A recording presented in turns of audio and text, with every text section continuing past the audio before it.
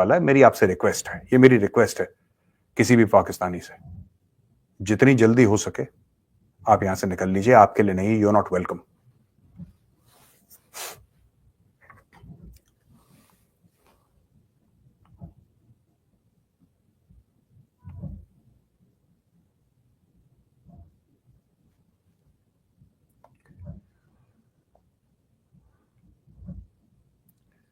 अच्छा, ये जो है ये I need this. Okay, one world का कहना है from US up all night just to talk to you. जय हिंद, बहुत बहुत धन्यवाद आपका, थैंक यू वेरी मच। चरण कहते हैं hello sir, Jai Hind, do you think China involved in this attack? No Charan, I do not think China is involved in this attack. काफी कॉन्स्पिरेसी थ्योरीज हैं, ये हो सकता है वो हो सकता है, नहीं, this is purely Pakistan doing.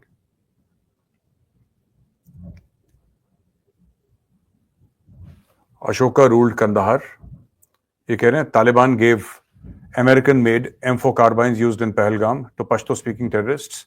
Punjabis only talk jihad. Pashtun jihadi zombies do jihad. The Desi Wanderer, नमस्कार आपको। प्रणव, एक minute.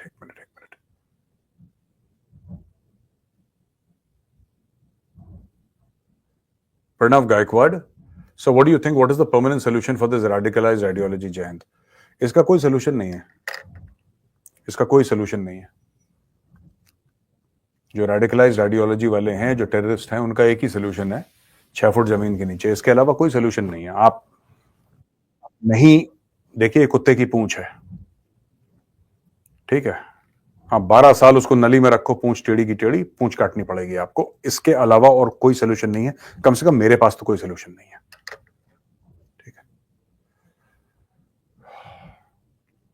Sahil, do you think China is involved in this? Let's not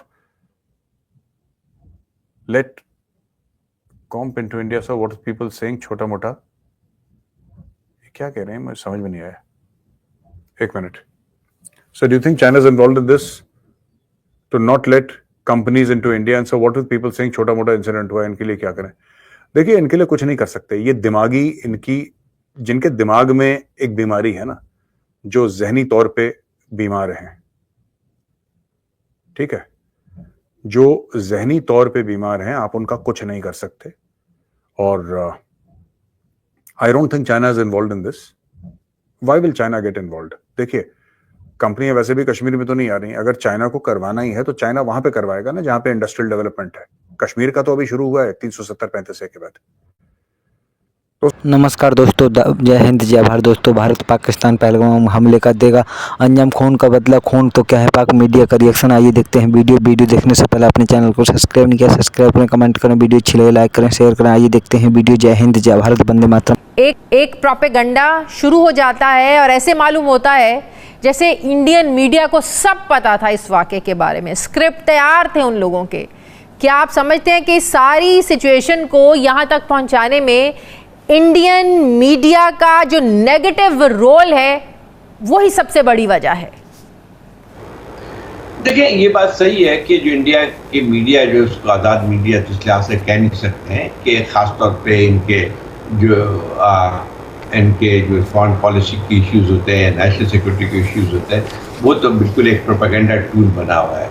और वही बात है कि जो सहाफ़त की जो ऑब्जेक्टिविटी है उस पर तो कहीं गुजर के नहीं आती है। ये आपकी बात बिल्कुल सही है कि जैसे ये वाक़या होता है तो ऐसा लगता है कि एक जंगजुआना जो है प्रोपेगेंडा शुरू हो जाता है टीवी पे, बल्कि चंद मिनटों बाद ही ये शुरू हो जाता है। मेरा ख्याल ये कि दुनिया में इस किस्म की सहाफ़त की कभी भी कहीं नहीं मिसाल मिलती है। ये एक माहौल बना हुआ है वहाँ पे। देखें, इंडिया के अंदर जो है, ठीक है, बहुत कुछ वहाँ पे हुआ है, बहुत एक जमहूरियत की तारीफ भी रही है, लेकिन अफसोसनाक सूरत हाल उनकी मीडिया की है। ख़ास तौर पर जो सूरत हाल पिछले चंद सालों में जो हुई है, एक नेशनलिज्म की जो वबा आई है वहाँ पे, एक्सट्रीम नेशनलिज्म की जो कहते हैं, तो वहाँ पे उसका मीडिया सबसे ज़्यादा मुतासर हुआ है।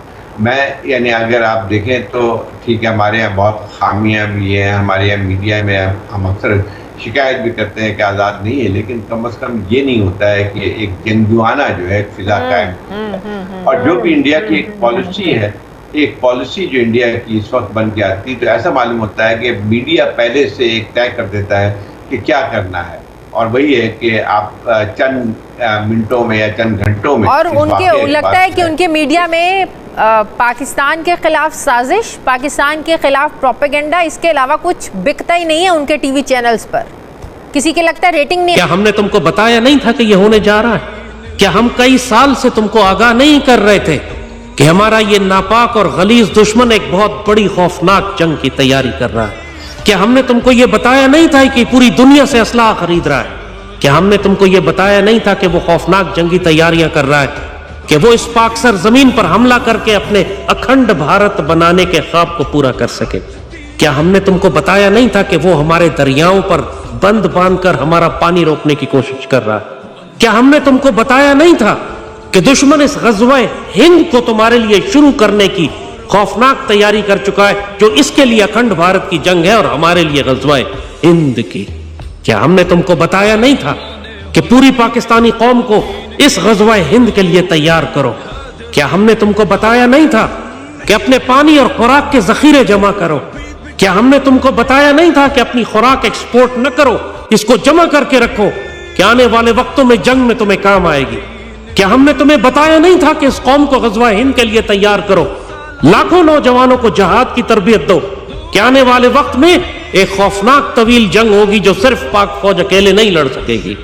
क्या हमने तमाम पाकिस्तान के मुसलमानों को यह नहीं बताया था कि अपने घरों में बोरिंग करवाओ, कुएं खुदवाओ, ट्यूबवेल लगवाओ, घरों और मोहल्लों में अपने पानी का इंतजाम करो, अपनी खुराक का जखीरा रखो, अपनी जिस्मानी तरबियत की वर्जिश करो, मश्क करो, तैयार करो, जिस्मानी तौर पर अपने आप को मजबूत रखो, अपना टैक्टिकल सामान तैयार रखो, अपना जहादी कमरबंद तैयार रखो, अपने हथियार और हथियारों की तरबियत करो और हथियार अपने पास जमा करके रखो कि आने वाले वक्त में हर पाकिस्तानी को इस ग़ज़वा हिंद का सिपाही बनना पड़ेगा।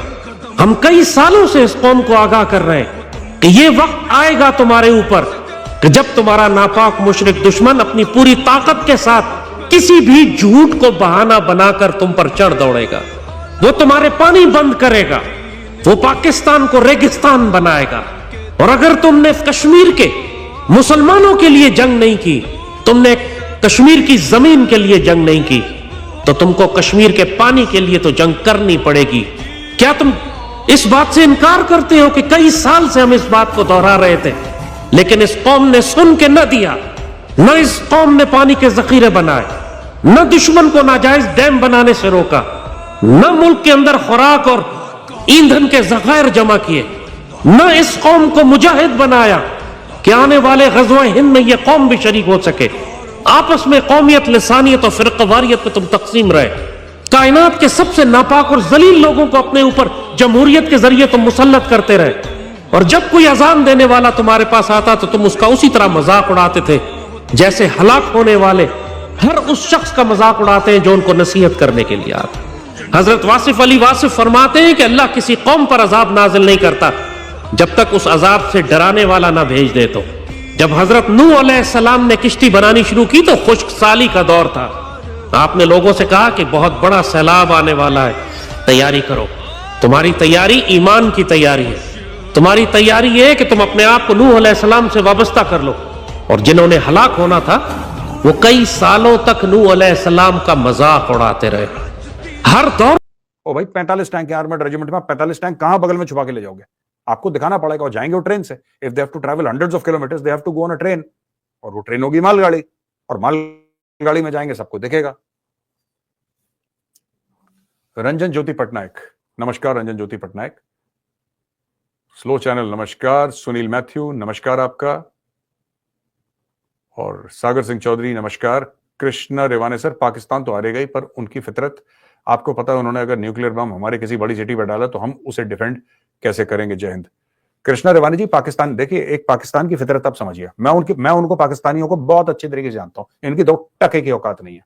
इनकी 2 टके की औकात नहीं। मैं मुंह पे बोल रहा हूं, जो पाकिस्तानी अपने को जलील करवाने के लिए आया अपने और अपने बाप को, मैं उसको भी बता दूं कि तुम्हारी 2 टके की औकात नहीं ना तुम्हारे बाप की। अब मैं बताता हूं, ये न्यूक्लियर बोलते हैं, ये क्यों बोलते हैं पाकिस्तानी, ये भी मैं आपको बता देता हूं। ये इसलिए बोलते हैं, ये मैंने डिस्क्राइब करा है और डिटेल में मैंने I have tried to explain on some platforms. ये सिर्फ इसलिए बोलते हैं क्योंकि ये चाहते हैं कि दुनिया घबरा के बीच में पड़ जाए। दुनिया घबरा के बीच में पड़ जाए। दैट्स इट, लड़ाई रोक ले। शहबाज शरीफ के पसीने निकल रहे हैं अभी। वो कह रहा है कि ज्वाइंट हम पता लगाते हैं क्या हुआ। आपको पता है टीआरएफ ने क्या बोला?